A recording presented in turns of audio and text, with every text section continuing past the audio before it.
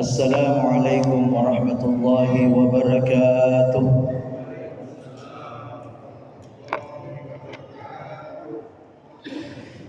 Alhamdulillah,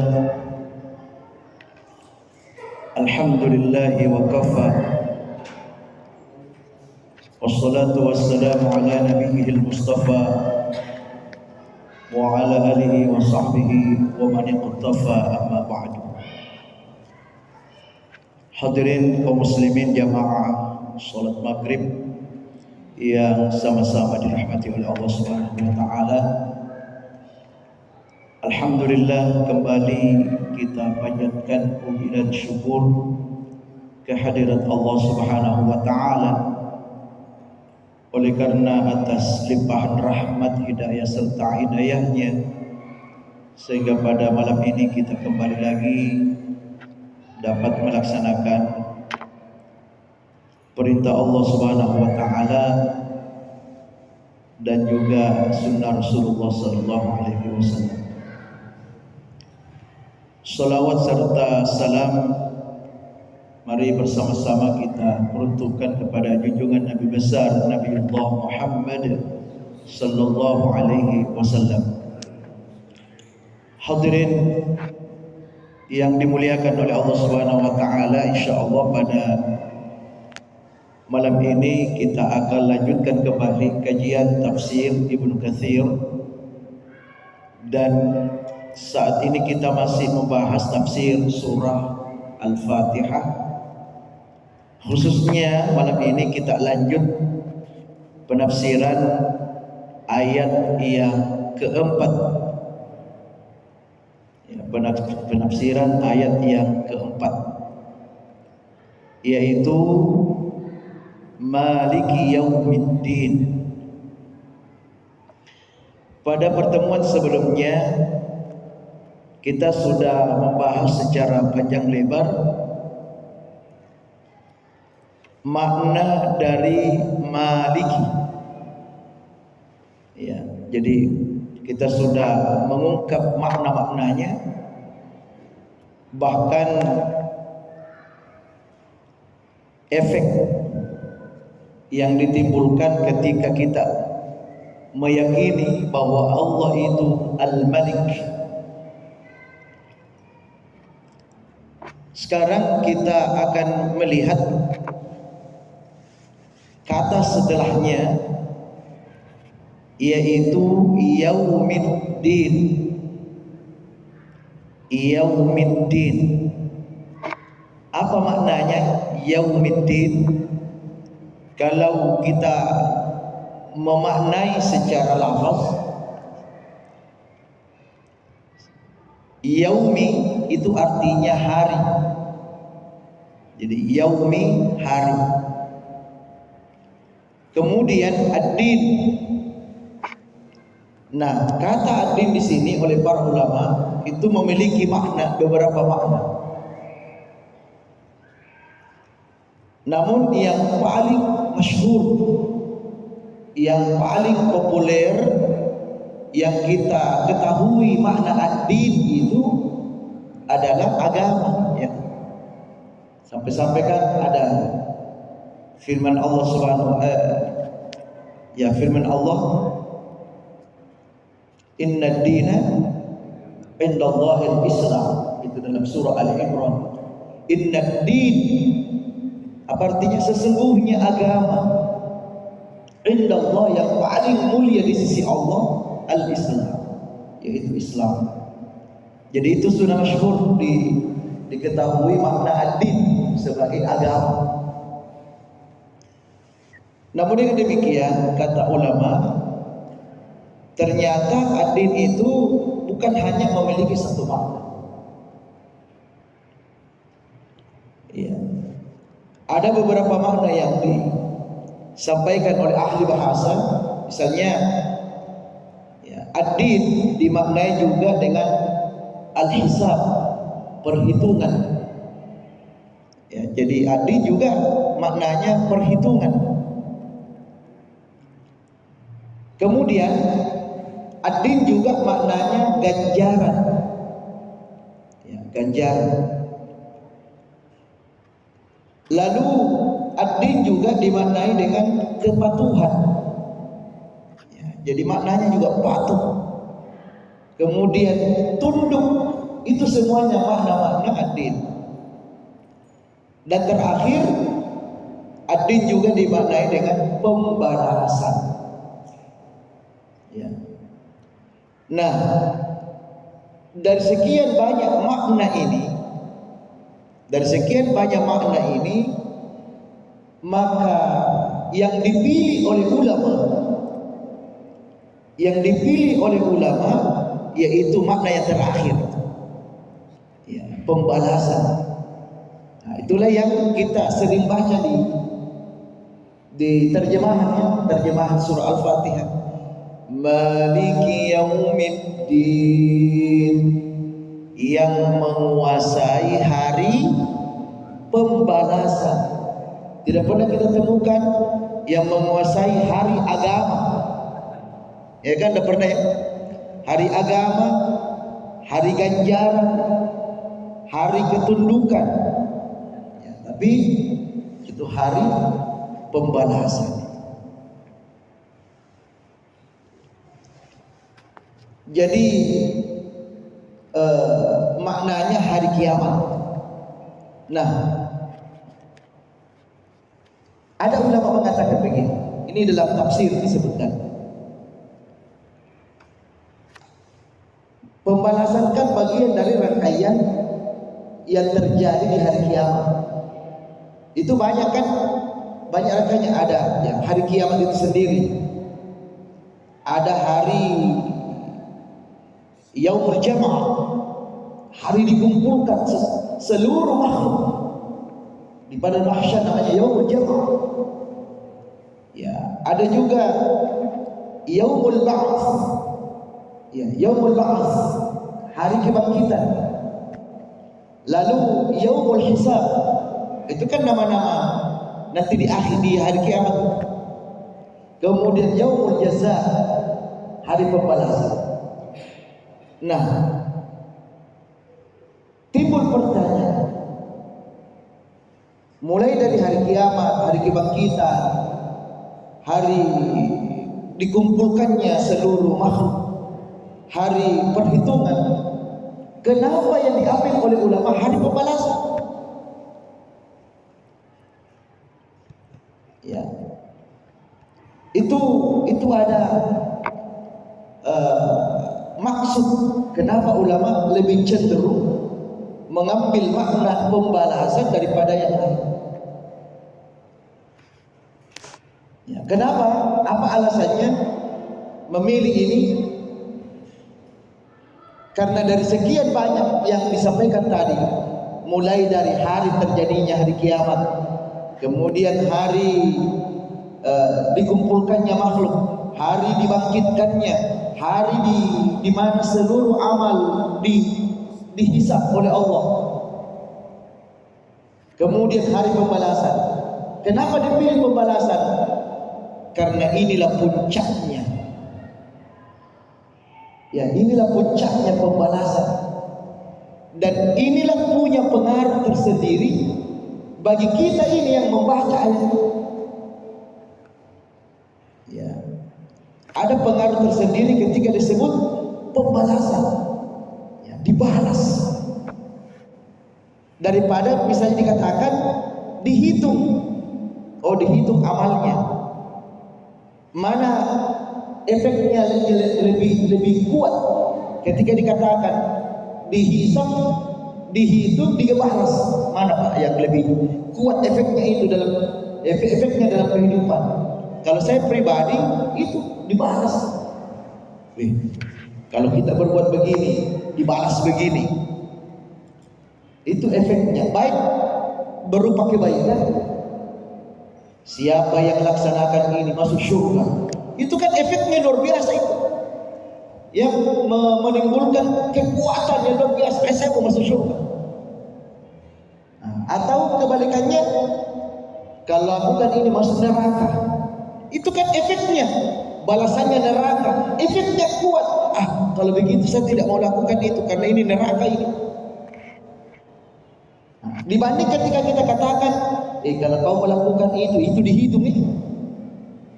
Efek memang ada pengaruh, tapi efek pengaruhnya tidak terlalu kuat. Tapi kalau bilang dibalas, oh inilah yang paling ditakutkan oleh manusia. Jangankan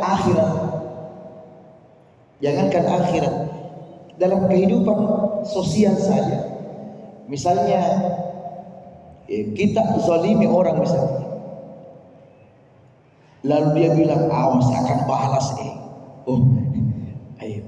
mungkin balasannya bahaya ini, ya kan?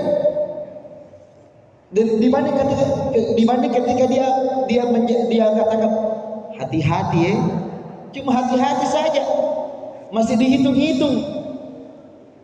Nah, inilah logika yang dipakai oleh ulama, sehingga kecenderungannya ad-din yang makna umumnya agama ini lebih cenderung dimaknai dengan pembalasan. Hadirin yang dimuliakan oleh Allah Subhanahu wa taala.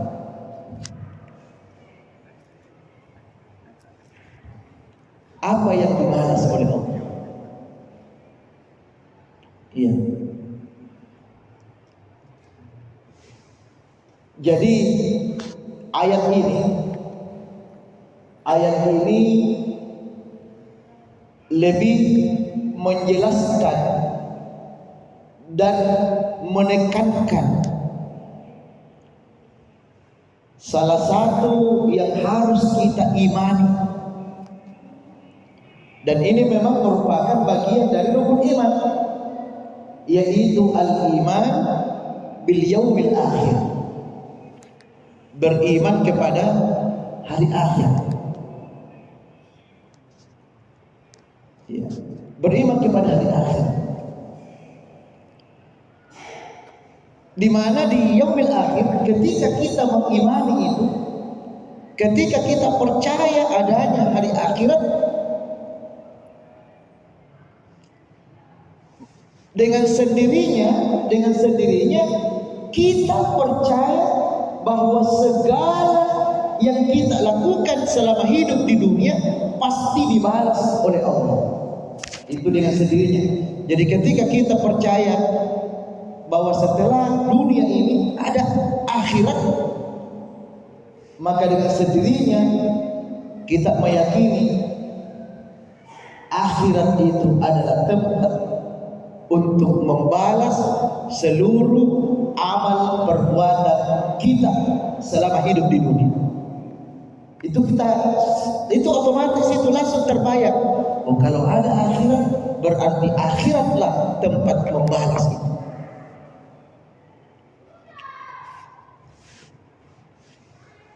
Sebenarnya ini kata ulama, sebenarnya ketika sudah yakin bahwa di yaumil akhir nanti ada pembalasan ya atas semua perbuatan yang kita lakukan di dunia, secara akal saja, ini belum kita masuk kepada dalil, secara akal saja itu diterima oleh Allah. Di mana ada perbuatan pasti ada akibat. Jadi sebab akibat. Ya, sebabnya kalian lakukan ini, maka akibatnya ini. Itu secara akal menerima itu. Makanya para filosof yang mengandalkan akal, para filosof dia percaya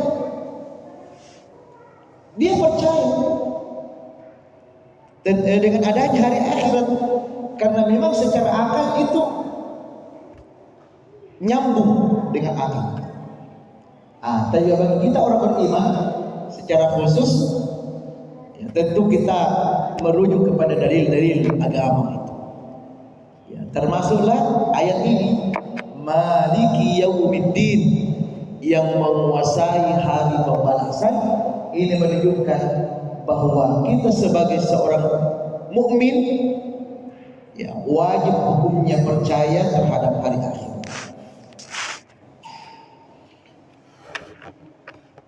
Jadi yaumil akhir itu sebagai hari pembalasan untuk apa? Untuk mewujudkan salah satu sifatnya Allah. Jadi adanya Maliki Yaumiddin ini untuk mewujudkan salah satu sifatnya Allah. Apa sifatnya? Keadilan, sifat adilnya Allah. Ya, jadi adanya hari pembalasan itu satu bukti bahwa Allah itu adil. Allah itu adil. Ya. Misalnya ada orang yang kondisinya lemah sehingga dia dalam posisi teraniaya. Ya, dia teraniaya di dunia ini. Maka timbul pertanyaan, di mana keadilan Allah terhadap orang yang teraniaya? Di mana keadilan Allah? Maliki Yaumiddin. Disitulah keadilannya Allah. Setiap orang-orang yang dianiaya itu, bagi orang yang menganiaya pasti dibalas oleh Allah. Pasti ada akibatnya. Kapan? Di akhir. Kenapa kita langsung akhirat? Karena tidak semua orang yang melakukan penganiayaan di dunia itu dapat balasan. Dapat. Ya. Contoh kecil dalam dunia peradilan. Ya, dalam dunia peradilan Pak, sering kita temukan yang salah menang. Betul Pak ya? Ada yang kita temukan begitu. Nyata-nyata salah, tapi kenapa dia bisa menang? Ya karena dia mungkin pengacaranya hebat, mungkin dia menyembunyikan fakta-fakta, data-data yang merupakan itu, macam-macam. Nah kalau dikatakan kenapa dia itu nyata-nyata orang lihat dia salah, kenapa dia menang? Kenapa dia menang? Oke, silakan. Ya, Anda peroleh kemenangan, tapi Maliki Yaumiddin. Ya, Anda tidak akan lepas dari apa yang Anda lakukan, sekalipun Anda dinilai oleh pengadilan benar, tapi di mata Allah Anda tetap salah dan itu akan dibalas oleh Allah. Nah, inilah kandungan-kandungan Maliki Yaumiddin.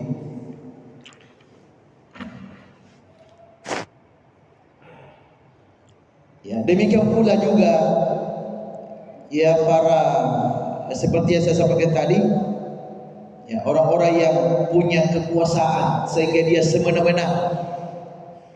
Nah, termasuk kan. Jadi begini, kita kaitkan sedikit ini hasil pilpres ini. Kalau pilek tak usah lah, pilpres lah. Karena kan masing-masing saling mengklaim kan. Yang kalah dia mengatakan itu curang, ya kan? Ya, itu yang paling umum itu. Nah, tapi ketika kita percaya kepada hari akhirat, ketika kita ingin mengamalkan Maliki Yaumiddin, ya, maka apapun yang terjadi dalam dunia politik ini, khususnya pilpres ini,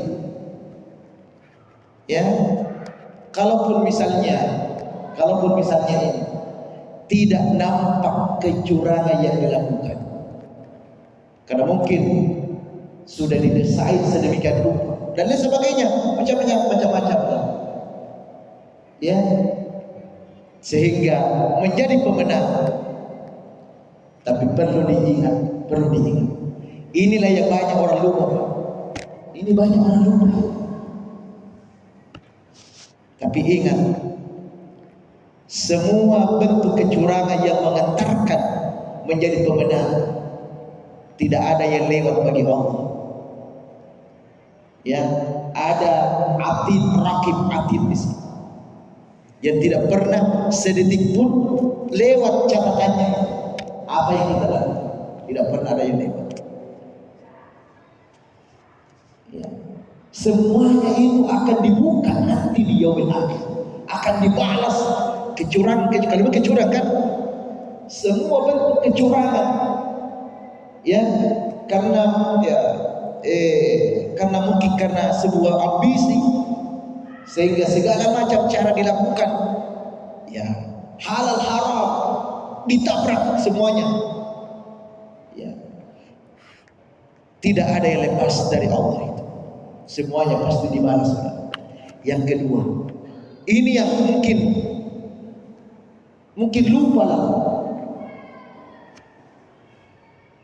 Kalau kemenangan diperoleh dengan jalan curang, sekali lagi, kalau kemenangan yang diperoleh dengan jalan curang, maka semua konsekuensi dari kemenangannya ini, misalnya jadi presiden, jadi anggota legislatif, misalnya presiden lah, maka semua akibat yang ia peroleh dari jabatan presidennya, semuanya itu adalah sesuatu yang kotor. Kita harus tegas begitu. Kita kasih ingat, ini kan masalah ambisi saja sebenarnya, masalah ambisi keduniaan saja yang mendorong untuk lakukan itu, sehingga apapun bisa dilakukan, yang penting menang. Kan begitu. Ini kan semua hawa nafsu itu yang mendorong. Nah sekarang ini iblis tertawa. Saya punya teman itu. Na'udzubillah summa na'udzubillah. Jadi sekali lagi saya tegaskan, segala bentuk kecurangan dilakukan sehingga jadi pemenang, maka mulai dari gajinya, itu gaji kotor itu didapat itu. Jelas Pak, karena prosesnya kan sudah tidak benar. Ya toh, semuanya tidak benar, maka hasilnya pun tidak benar. Mohon maaf ini, benar saya agak tegas. Tujuannya apa? Kita ingin semuanya berjalan dengan adil kan? Ya, semuanya berjalan dengan adil. Kita jujur lah itu, kita jujur saja. Yang menang, kalau ini menang, inilah menang. Ya, kita angkat ini. Tapi kan negeri ini kayaknya tidak begitu. Tidak begitu Pak.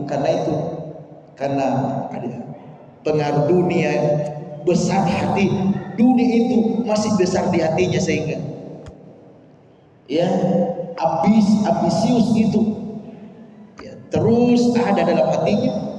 Nah kalau ambisius itu ada dalam hati, inilah yang membuat semuanya itu dijalani tanpa memikirkan apakah ini benar atau tidak, apakah ini halal atau haram.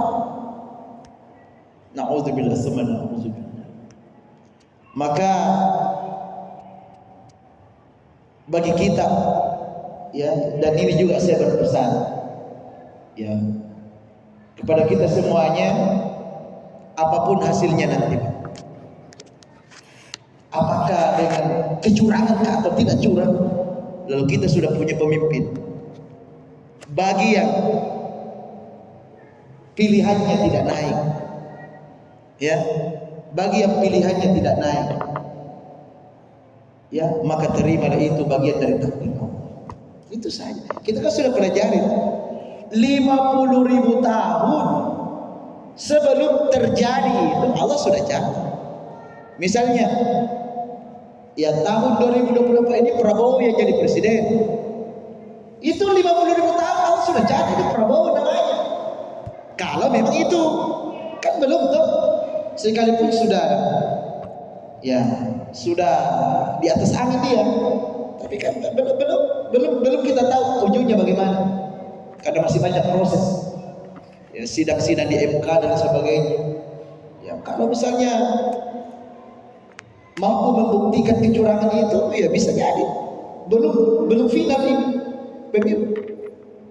Ya, jadi kita terima. Ya, tapi kan ada yang sakit, ada yang tidak, ada masih ada lah itu, masih ada perasaan kecewa lah misalnya. Saya sering ingatkan, tidak perlu kita kecewa, bukan pilihan kita yang naik, tidak perlu. Kita kembalikan, Allah sudah tetapkan itu, selesai. Dan kita terimalah dia. Ya, karena dalam Islam juga mengakui pemerintah. Kita akui, kita taati. Terkait mereka dapat jabatan itu curang atau tidak, itu bukan kita punya urusan itu. Itu urusannya dengan Allah itu. Itu urusannya dengan Allah.